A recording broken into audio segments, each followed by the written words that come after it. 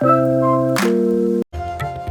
जगन्नाथ जय जगन्नाथ जय जय जगन्नाथ। જય દ્વારકાધીશ। ભગવાનની વાતોમાં તમારું સ્વાગત છે। ભગવાન અને ભક્તોની વાતો સાંભળવા માટે આ ચેનલને સબસ્ક્રાઇબ કરી લેજો। આજે આપણે વાત કરવાના છીએ સાક્ષી ગોપાલની। જગન્નાથ ભગવાનના દર્શન કરીને સાક્ષી ગોપાલના દર્શન શા માટે કરવામાં આવે છે એ વિશે આપણે આજે સત્સંગ કરીશું। આપણે જગન્નાથ ભગવાનના દર્શન કર્યા એની સાક્ષી પૂરે છે સાક્ષી ગોપાલ। એ સાચી ઘટના છે। બહુ જ વર્ષો પહેલાની વાત છે કે ભગવાન વ્રજથી અહીંયા સાક્ષી પૂરવા માટે આવ્યા હતા। એકવાર ઓડિશાના બ્રાહ્મણો જાત્રા કરવા માટે ગયા। ત્યાં જાત્રા પૂરી કરીને છેલ્લે વ્રજની 84 કોષની પરિક્રમા કરવા માટે ગયા હતા। એમાંથી એક વૃદ્ધ બ્રાહ્મણ હતા। તેમની જાત્રા પણ સારી રીતે પૂર્ણ થઈ હતી, કેમ કે તે વૃદ્ધ બ્રાહ્મણને એક યુવક બ્રાહ્મણે યાત્રા દરમિયાન બહુ જ સેવા ચાકરી કરી હતી અને હવે છેલ્લો દિવસ છે તે દિવસે મંદિરોમાં દર્શન કરીને આવ્યા અને રાત થઈ ગઈ। એક મંદિરમાં બેઠા છે ત્યારે વૃદ્ધ બ્રાહ્મણ અને યુવક બંને વાતોચીતો કરી રહ્યા છે। યુવકની સેવાથી ખુશ થઈને કહ્યું કે બેટા, તે મારી ઘણી સેવા કરી છે, કાલે હું ઘરે જવાનો છું, જાત્રા પૂરી થઈ ગઈ છે, તો મને ઈચ્છા છે કે મારા દીકરાની દીકરી સાથે તારા લગ્ન કરાવું। પણ યુવાનને તો મનમાં એવો કોઈ આશ્રય નહોતો, નિસ્વાર્થ ભાવે સેવા કરી રહ્યો હતો। પણ તે વૃદ્ધ બ્રાહ્મણ બોલ્યા એટલે યુવાનના મનમાં આશા જાગી કે ચાલો મારા લગ્ન થઈ જશે। યુવાને બ્રાહ્મણને કહ્યું કે વડીલ, મને એવી કોઈ જાતની આશા ન હતી, પરંતુ તમને ઈચ્છા છે અને મને પણ તમે કહ્યું એટલે મને ઈચ્છા ઉત્પન્ન થઈ છે। ત્યારે વૃદ્ધ બોલ્યા, તારા જેવા સંસ્કારી, સેવાભાવી અને ભક્તિમય દીકરા ગોતવા જાય તોય ના મળે, એટલે હું ગોપાલજીના મંદિરમાં અહીં અત્યારે ગોપાલજીની સાક્ષીએ વચન આપું છું કે મારી દીકરીના લગ્ન તારી સાથે કરવામાં આવશે। અને બીજે દિવસે તો વૃદ્ધ ઓડિશાના સંઘ સાથે ચાલ્યા જાય છે અને બ્રાહ્મણ પોતાનું નિત્યકર્મ કરે છે અને વૃદ્ધ બ્રાહ્મણ ઓડિશા પોતાની ઘરે પહોંચી ગયા અને પોતાની પોત્રી માટે દીકરાને વાત કરી કે મેં દીકરી માટે એક સારો છોકરો જોયો છે। જાત્રામાં ગયા હતા ત્યારે મને વ્રજમાં મળ્યા હતા, તે બધાની બહુ સેવા કરતો હતો, ભક્તિ કરતો હતો અને સંસ્કારી છે। આવી બધી વાત કરી પણ તે વૃદ્ધના ઘરવાળા ના માન્યા। એને કહ્યું કે તમે ગમે તેની સાથે લગ્ન નક્કી કરીને આવી ગયા, અમે એ યુવકને આપણી દીકરી નહીં આપીએ। તો ઘરવાળાઓને વિચારને લીધે તે વૃદ્ધનું કાંઈ ચાલ્યું નહીં અને એક દિવસ પેલા બ્રાહ્મણનો દીકરો ત્યાં હાથ માંગવા માટે આવી ગયા અને વચન યાદ કરો વૃદ્ધને કહ્યું। પણ વૃદ્ધ તો પોતાના ઘરવાળાના લીધે વચનથી ફરી ગયા, કહ્યું કે મેં કોઈ વચન તને નથી આપ્યું।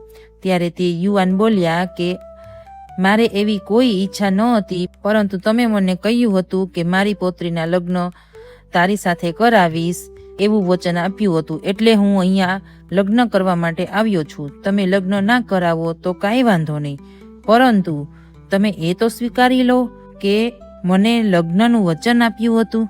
પણ વૃદ્ધ તો માન્યા જ નહીં અને વૃદ્ધના પરિવારના લોકો પણ ગુસ્સો કરીને યુવાનને ત્યાંથી જવા માટે કહી દીધું। ત્યારે પંચાયત પાસે યુવાન ગયા અને કહ્યું કે મને ન્યાય આપો, પણ વૃદ્ધ બ્રાહ્મણ ત્યાં પણ જૂઠું બોલ્યા, પોતાની વાત પર અડગ રહ્યા। ત્યારે યુવાન કહે કે હું સાચું બોલું છું અને વૃદ્ધ કહે કે મેં કોઈ વચન આપ્યું નથી। ત્યારે પંચાયતે કહ્યું કે તમારી બંનેની વાત થઈ ત્યારે કોઈ ત્રીજું માણસ હતું ત્યાં? ત્યાં વૃદ્ધ બોલ્યા કે અમે બંને જ હતા, કોઈ વાત જ નથી થઈ।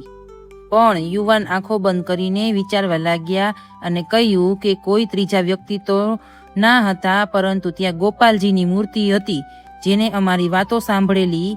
ત્યારે વૃદ્ધને થયું કે ગોપાલજી થોડા આવશે અને પંચાયતે એમનેમ જ મજાકમાં કહ્યું કે ગોપાલજીને લઈને આવો તો ગોપાલજી કહેશે તો તમારા લગ્ન તે દીકરી સાથે કરાવશું। તો યુવાન બોલ્યા ઠીક છે, હું ગોપાલજીને લઈને આવીશ।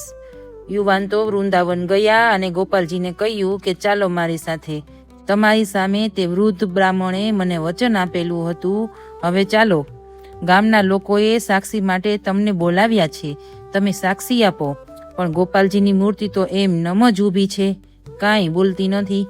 ત્યારે યુવાન બોલ્યા કે તમારે ચાલવું તો પડશે જ, મેં ઘણું સાંભળ્યું છે કે તમે બધાની મદદ કરો છો, તો આજે મારી મદદ નહીં કરો યુવાન રાત દિવસ મંદિરમાં વ્યાકુળ રહ્યા અને દરવાજો ઠપકારતા રહ્યા. અને એક રાતે અંદરથી અવાજ આવ્યો કે મૂર્ખ, મૂર્તિ થોડીક ચાલે? ત્યારે યુવાને સાંભળ્યું ને તરત જ બોલ્યા કે મૂર્તિ ચાલતી ના હોય તો મૂર્તિ બોલે પણ નહીં. તો હવે તો તમે બોલો છો તો ચાલી પણ શકો. હવે તો તમારે મારી સાથે આવવું જ પડશે. ગોપાલજી બોલ્યા કે અરે, બહુ જિદ્દી છો. તેના ભાવથી, તેની જીદથી ગોપાલજી તો પ્રસન્ન થઈ ગયા કે હું તારી સાથે ચાલીશ, પરંતુ મારી એક શરત છે કે આગળ તું ચાલીશ અને પાછળ હું, અને તારે પાછળ વળીને જોવાનું નહીં તો હું ત્યાં જ રોકાઈ જઈશ. યુવાન બોલ્યા કે મને કેમ ખબર પડે કે તમે મારી પાછળ આવો છો? ત્યારે ગોપાલજીએ કહ્યું કે મારા ઝાંઝરનો અવાજ તને સંભળાશે. ત્યારે યુવાન બોલ્યા કે ઠીક છે. અને બંને ચાલતા ગયા. રસ્તામાં ભજન કીર્તન કરતા જાય છે અને વાતો કરતા જાય છે. ભોજન પ્રસાદ ખાતા જાય છે. આખો રસ્તો પાર કરી લીધો. ઓડિશાની હદ સુધી તો આવી ગયા અને સમુદ્રના કિનારે કિનારે ચાલવા માંડ્યા. આગળ યુવાન અને પાછળ ભગવાન. ચાલતા ચાલતા ભગવાનના ઝાંઝર સંભળાય છે અને ચાલ્યા જાય છે. તેવામાં એકાએક ઝાંઝરનો અવાજ સંભળાતો બંધ થઈ ગયો અને યુવાનને લાગ્યું કે ક્યાંક ભગવાન ઊભા તો નથી રહી ગયા ને, ઝાંઝર નથી સંભળાતા. અને યુવાને જેવું પાછળ વળીને જોયું કે ભગવાન તો ત્યાં જ ઊભા રહી ગયા અને બોલ્યા કે હવે હું આગળ નહીં જાઉં. મેં તને કહ્યું હતું કે પાછળ વળીને ના જોતો, તોય તે જોયું. પણ યુવાન બોલ્યા કે મને થયું કે ઝાંઝરનો અવાજ નથી આવતો તો ભગવાન ક્યાંક ઊભા રહી ગયા હશે. ભગવાન બોલ્યા કે આ દરિયાની રેતી ઘૂઘરીમાં ભરાઈ ગઈ હતી એટલે અવાજ નહોતો આવતો. જોજો, આ તો એક બહાનું છે. ભગવાનને તો ત્યાં જગ્યા પસંદ આવી ગઈ એટલે ઊભા રહી ગયા અને લીલા કરી. ત્યારે યુવાન બોલ્યા કે ભગવાન એવું ના કરો, હવે 2 થી 3 કિલોમીટર જ દૂર છે, ચાલો ને, હવે આગળ નહીં જાઓ. ભગવાને તો કહી દીધું, હું વૃંદાવનથી તારી માટે આટલો દૂર આવી શકું છું, ગામના લોકો 2-3 કિલોમીટર આ બાજુ નહીં આવી શકે. અને યુવાન બોલ્યા કે હું હમણાં બોલાવીને લાવું છું, તમે અહીં જ ઊભા રહો. યુવાન તો દોડતો દોડતો ગામમાં ગયો અને બધાને ભેગા કરીને કહ્યું, ગોપાલજી આવ્યા છે, ગોપાલજી આવ્યા છે, હાલો બધા દર્શન કરવા, સાક્ષી પૂરવા આવ્યા છે, ભગવાન આવ્યા છે. તો બધા ગામના લોકો અને પંચાયત, વૃદ્ધ બ્રાહ્મણના પરિવાર બધા દરિયા કિનારે જાય છે અને જોવે છે કે સાક્ષાત ભગવાન ઊભા છે. અને ગોપાલજીએ બધાની સામે સાક્ષી દીધી કે મારા મંદિરમાં જ આ વૃદ્ધે યુવાનને વચન આપ્યું હતું કે તેના દીકરાની દીકરીને સાથે લગ્ન કરાવશે. અને આ બધા ગામના લોકો તો રડવા લાગ્યા અને કહ્યું કે અમારા ધન્ય ભાગ્ય કે તમારા દર્શન થયા. અને યુવાનનો આભાર માન્યો અને યુવાનના લગ્ન કરાવ્યા વૃદ્ધ બ્રાહ્મણની પોતરી સાથે.